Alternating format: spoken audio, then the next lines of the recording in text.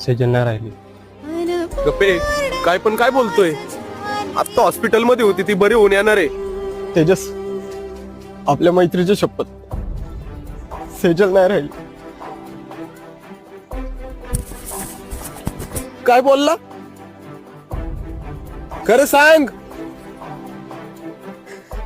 खरं नाही राहिली. मला खरं सांग प्रशांत.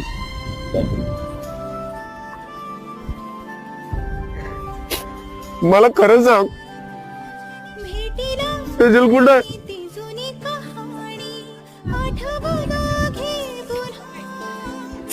खोटं बोलताय तुम्ही सगळे.